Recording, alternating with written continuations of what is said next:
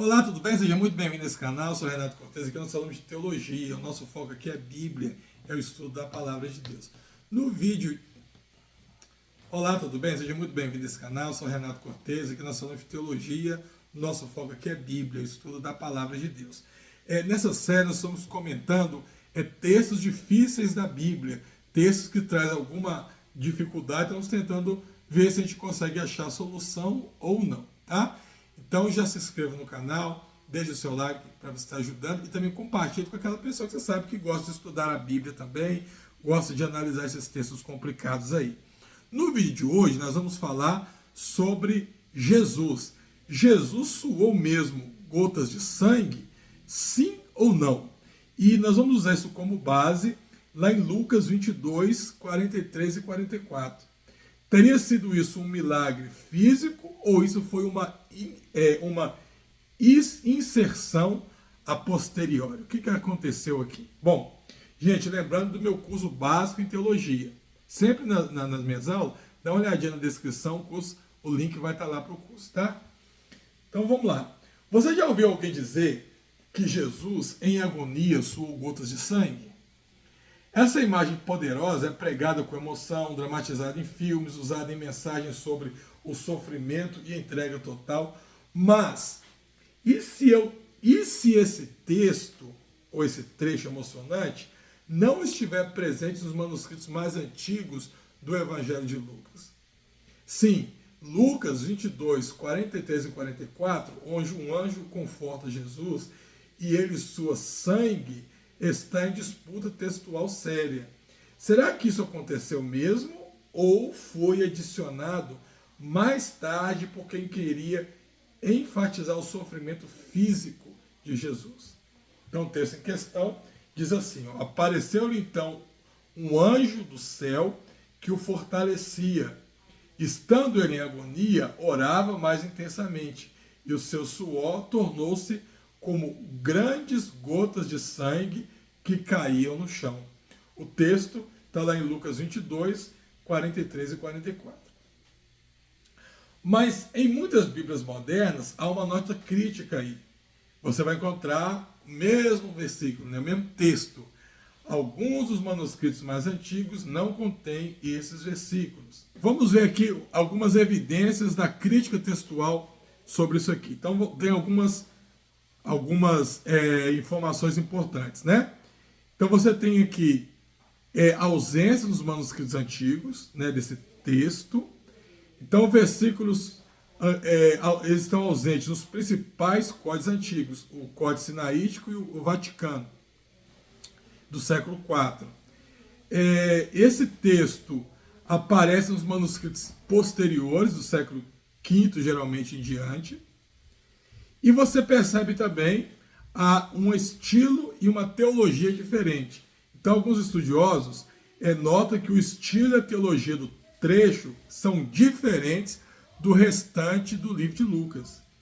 E alguns estudiosos também sugerem que o texto ele pode ter sido inserido por copistas que queriam enfatizar a humanidade e o sofrimento de Cristo, para combater heresias que negavam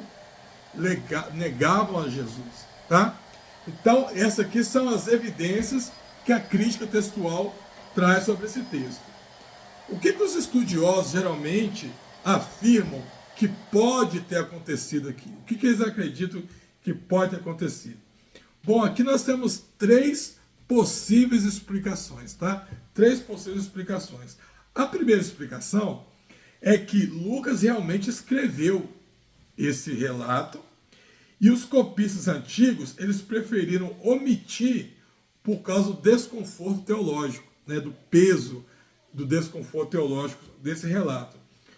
A segunda possibilidade é que o texto ele foi adicionado depois para reforçar a imagem de Cristo do seu sofrimento extremo. E a terceira parte é que era uma tradição oral sincera e reverente, acolhida mais tarde pelos copistas do Evangelho. Então, existem três explicações. Eu acredito mais na primeira, tá? Não estou sozinho aqui, tem outros teólogos que vão concordar comigo e outros que não vão. Por quê? Você dizer que esse trecho foi adicionado para poder combater, aqui, ó, foi adicionado para combater as heresias, isso vai implicar em eu querer dizer que Jesus precisa da nossa ajuda, né? Que Jesus precisa da nossa intromissão. E a Bíblia é clara quando ela mostra que Jesus não precisa que nós dessemos um jeitinho em nada. A Bíblia é muito clara quando ela mostra que o que Deus quer de nós é o nosso coração, a nossa alma, a nossa disposição. O que é da parte dele, ele não precisa de nossa ajuda para aquilo acontecer. Eu posso citar aqui o exemplo de Abraão, né? Abraão, quando recebe a notícia de ter um filho, e a sua esposa, ela pensa que ele era impossível. E ela, inclusive, vai arrumar uma ajuda, vai dar um jeito de ajudar Abraão a ter aquele filho. E essa ajuda que a Sara vai dar para Abraão foi gerar, na verdade, mais problema. E quando Deus cumpre a sua palavra, ele cumpre da forma tradicional. Sara, que era sua esposa, que teve o seu filho, né? Que foi Isaac.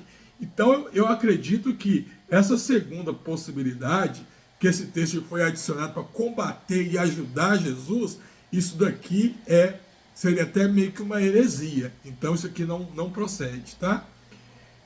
Uma tradição oral sincera e reverente.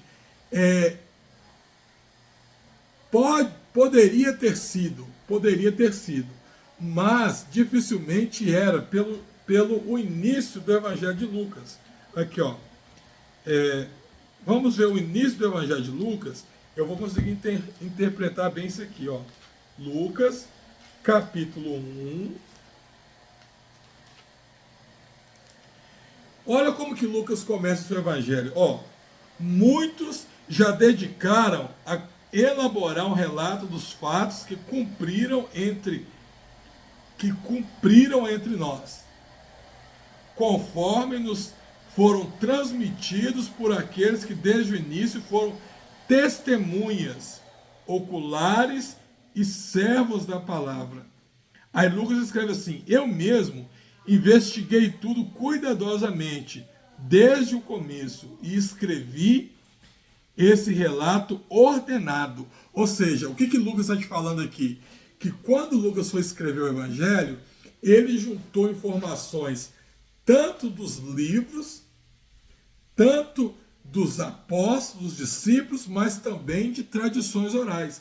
Lucas fez um trabalho aqui como um dossiê de um advogado de defesa, né?